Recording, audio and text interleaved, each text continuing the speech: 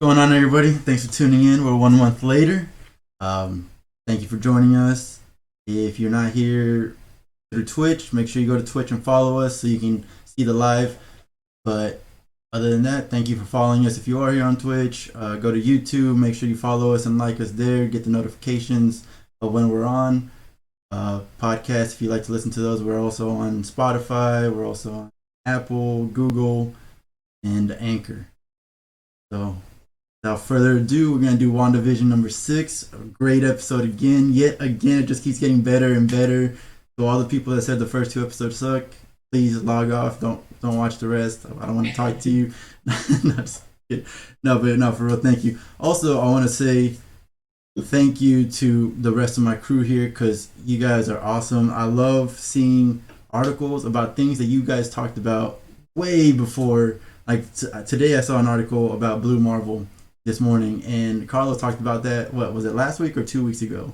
Last two week. weeks ago. 2 weeks. 2 weeks ago. Yeah, Yeah, 2 yeah. weeks. That's what I said. I saw He that. hinted it, and then we elaborated on it. Exactly. Yeah. I saw that and I was like, man, see, I would have never even known who Blue Marvel is. It's awesome. I really thank you guys for joining and doing this with me. Good stuff. We're gonna get into part one. It's gonna be just our reviews, what we liked, what we didn't like, things like that. Part two is gonna be possible theories of how it's gonna go, and part three is questions from the group, from us, or questions in the chat, whatever works, whatever we find, and we'll wrap it up. So starting it off, I'll go with the things that I noticed in this episode as we were watching. One of the main things is just me, personal to me, is the accent was brought up when she was talking to Pietro. Is that she's like, where'd your accent go and stuff, and that just goes back to me not being convinced that it was Wanda who came out of the dome, because when Wanda came out, her accent came out, and she. So I'm thinking it was somebody who doesn't know that she doesn't really use her accent anymore. I know that's kind of a stretch, but I think I don't think that was Wanda. I think that was whoever, Agnes, or possibly, here we go, Mephisto. Who knows? I don't know. But the fact that they brought up the accent, I was really happy about it, and I hope I'm right there. That moves me to Agnes. I don't think Agnes is a victim here. She's playing the victim. She's being crazy, but she's the only one that talked back to Vision. And my wife pointed it out. It's like nobody else talked back. Nobody else said anything. And Agnes was at the edge, the farthest at the edge than anybody else, and she still was able to respond to him.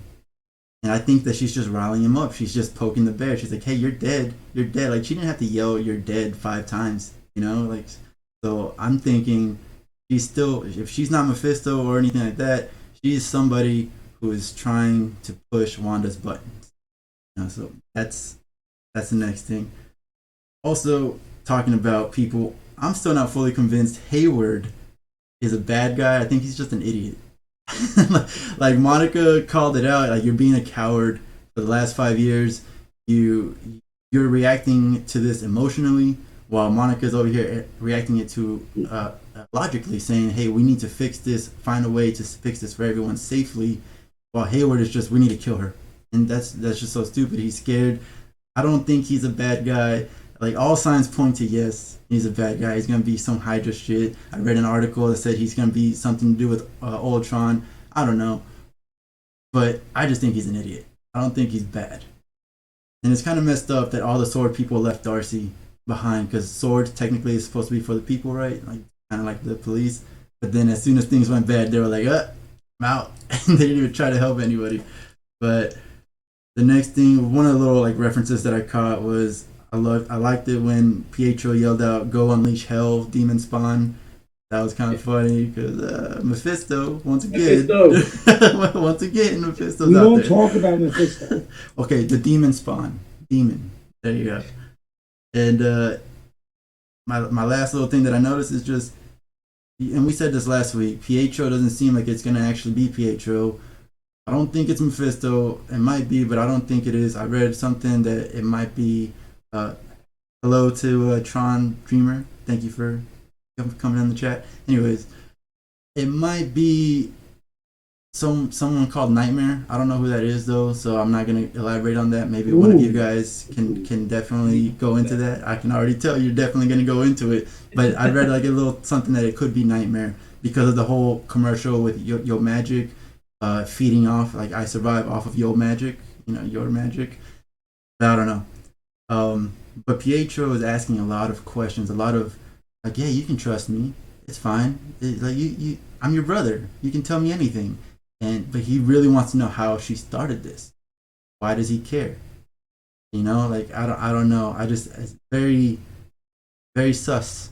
I don't like to say that, but it's very sus that he's asking about how she started this. And then yeah, he is like a little bit of a dick. It's like, oh, your husband can't die twice. That was that was pretty good. Um, this is the first episode since episode 1 that I've had a negative for the episode. I have a couple of negatives actually. One, and they're little tiny things and probably personal to me, but it's just first one, Darcy. Give me a couple seconds and I'm gonna hack right into this secure network, blah blah. And she goes, and then and then she's in. I'm like, Joe, stop. That's not how it works. And then on that same note, Jimmy Woo. I don't know. They stole a Humvee, right? Because if they stole a Humvee, Jimmy Woo was like, oh yeah, we can just hotwire a car. And if the Humvees are anything like I remember them to be, anyone can steal them. You don't need keys. You just need to learn how to turn them off. Like you can't hotwire a Humvee. So that just like me as knowing that I'm just like that's come on Jimmy, you know better. Um, Vision pissed me off. Vision walking around, seeing everybody just like quiet, not moving, and he already knows that in order for them to come out and talk to him about what's actually going on, he needs to do what he did to Norm, right? But he goes up to him. Nobody's moving. Nobody's moved for who knows how long it took him to walk up that cul-de-sac. And he goes up to the old lady and just like, hey, are these your kids? Like, why are you talking to them? It's like you know they're not doing anything. Come on, man. Just go straight to their head, do your little thing, and ask the questions you need to ask. I was just like, stop trying to build this moment. We already have it. Like, come on, keep it going, keep it going. And then my last negative is something that Matt's gonna go into, but it's just I didn't think of this initially. It took me talking to you guys, but whenever they mentioned Monica's molecular structure, all that stuff, I wasn't too happy about it, especially when I saw that the field was getting bigger. I was like, no, you can't make the field bigger and then include Darcy in that. Because I thought at first I thought it was only going to be Darcy that goes into the dome, and if that was the case, I was mad because I was like, oh, so now you have to give Darcy powers. And then I saw a bunch of other people going in, and I was like, oh, well now you have to give all these people powers. You can't just say something and then take it back. It pissed me off. Not even thinking about mutants or anything like that. That didn't even cross my mind. I was just pissed. I was like, you're gonna give all these random people powers, and that I don't know. Now I'm thinking, oh, the whole world's gonna be enveloped for at least a split second. Who knows what? People that are pregnant. That's one of my questions that I'll bring up in the third part. But my question, I had a friend text me and he asked me a question, and I was like, you're stupid. Go read a book. But at the same time, I was like, oh wait, that's actually a good point. He asked me, are these the first children born with powers in the MCU? That we know of? That I know of? Yeah, they are the first children born with powers, which is exactly what mutants are. I'm excited. That really hyped me up inside. I was just like, oh, it is. And that is kind of a showing you. My wife said, if my theory that the whole world is going to be enveloped in this dome, at least for a split second or so, my wife said that anyone who's pregnant time will feel those changes. I was like, that's actually really smart. Instead of like making random adults and stuff, anyone who's currently pregnant would have a baby with the X gene. That'd be bad. In my personal opinion, I would love that.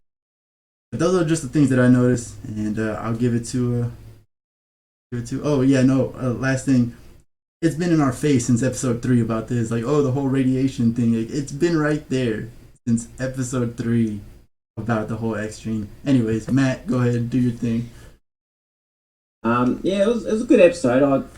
I actually enjoyed it a little bit better than last week's. But there are, like you were saying, there are things that you can nitpick at it. Like either Hayward is the bad guy, and they're really trying to show that. But I feel like they're trying. It's either they're trying to steer us off, or he's the bad guy because the way they're pushing him, it's either they're trying to convince the stupid people out there that hey, this is our bad guy, or they're just trying to say hey, let's make people think that this is the bad guy. So I don't know what's going on there, but yeah, the Darcy hacking thing, same thing. Like, what a shit system they've got if she can just hack him like that. Like, surely something will pop up and they'll grab her and that, but I don't know what's going on there. And then the Jimmy and Monica, if you actually watch that scene, there's actually guards walking past them as they're knocking them out.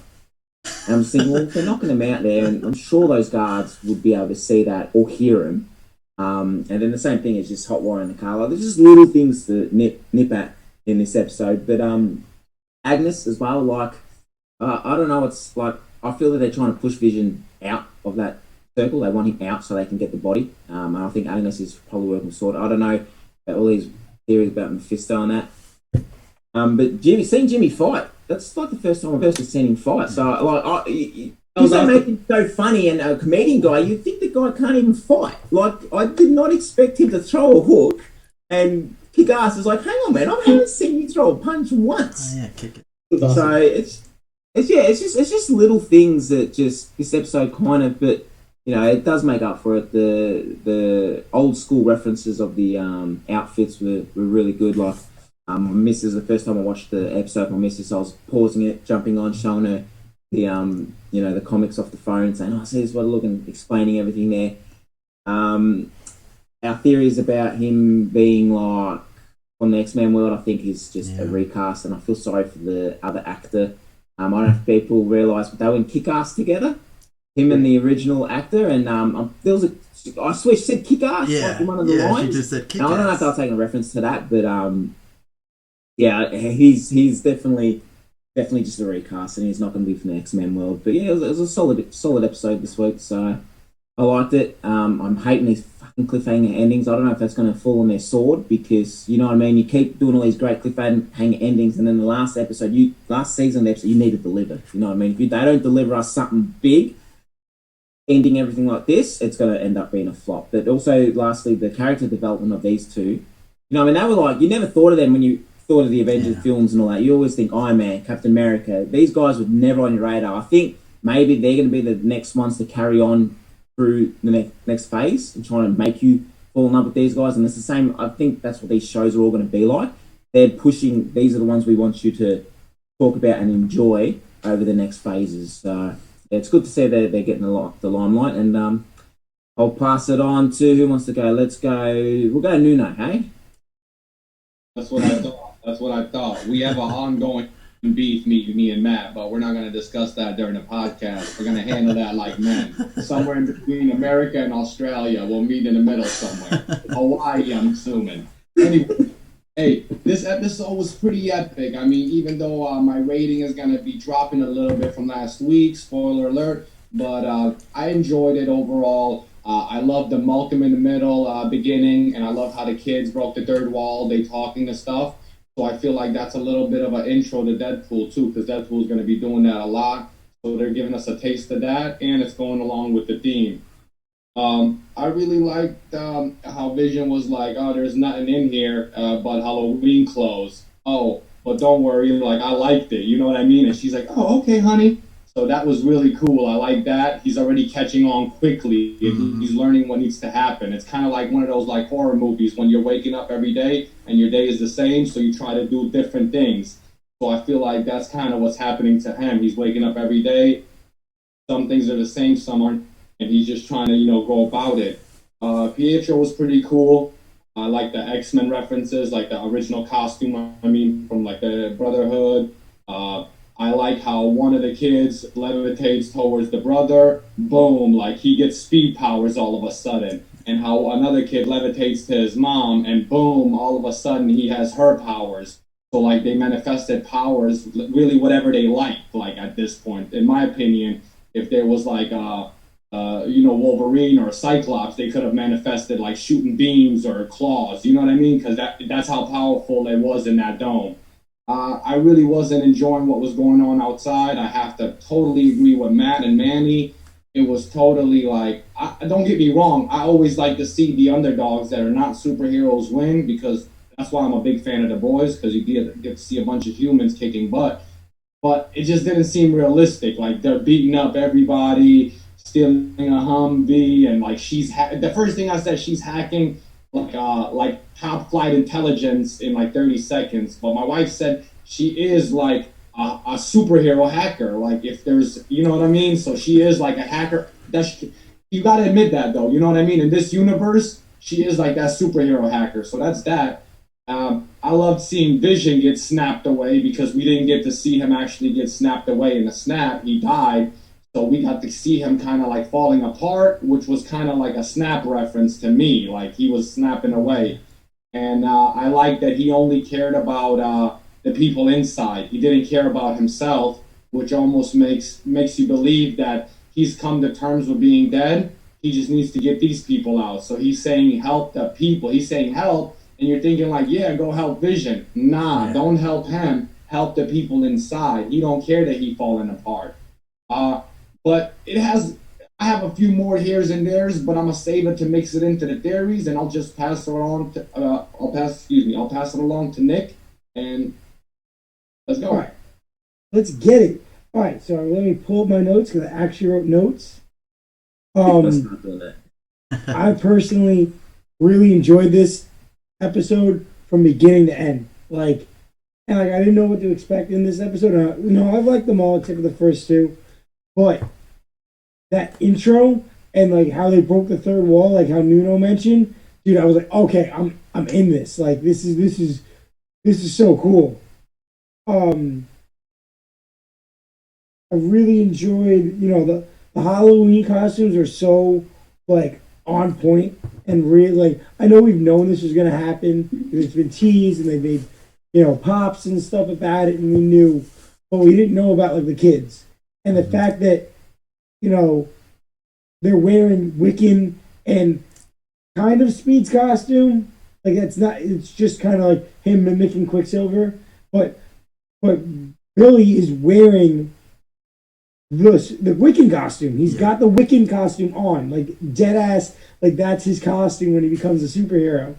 And the fact that they develop and show their powers was really cool. And I liked, like, the character development with them was really quick, but it was also really precise.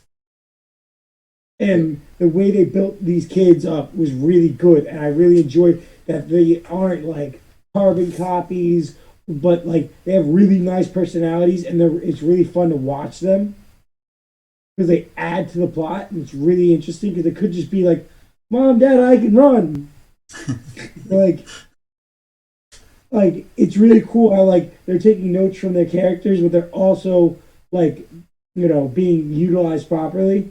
We finally got to see the depth of what is really going on with the dome, because we haven't really known how big the town was and how big the dome was, and we finally got to see how this is a huge town. This is like a city almost. This is like a huge. This isn't just one like small little village. This is a big area.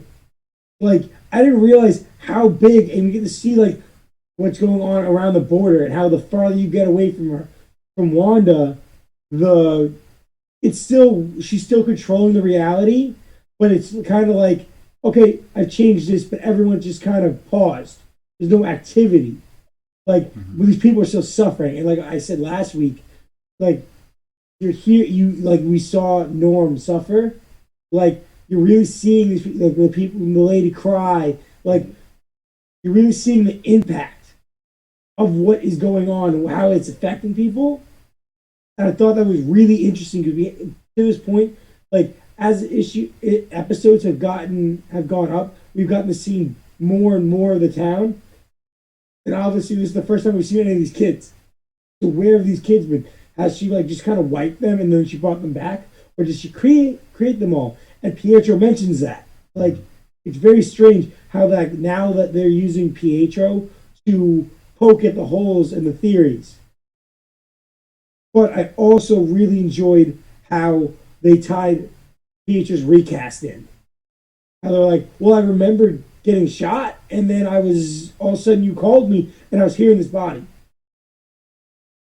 And like I thought that's like a really, it's still, I have a lot of questions, but it's still a really good way to play on this whole thing and this recast and explaining it. Because like obviously we thought, oh, maybe this is going to connect it to the Fox movies, but thinking that like his soul just kind of got swapped or whatever, or he got reincarnated, or however she pulled him, pulled his existing body from this universe and his soul from that universe, and whatever. It just added a little bit more like, what's the word? Added more layers to it, and it wasn't just like, oh, like it's just the guy from the X-Men movies. It added some more character development. And what else did I want to talk about? Talked about areas. Talked about the Wiccan. Hey Nick, what did she call Vision? She said my suit is a traditional Soviet whatever outfit, fortune teller. What was Vision real quick? He's a Mexican I don't wrestler. remember. Mexican wrestler. Yeah. Okay. Le gusta carne con chile. All right, a luchador. Yeah.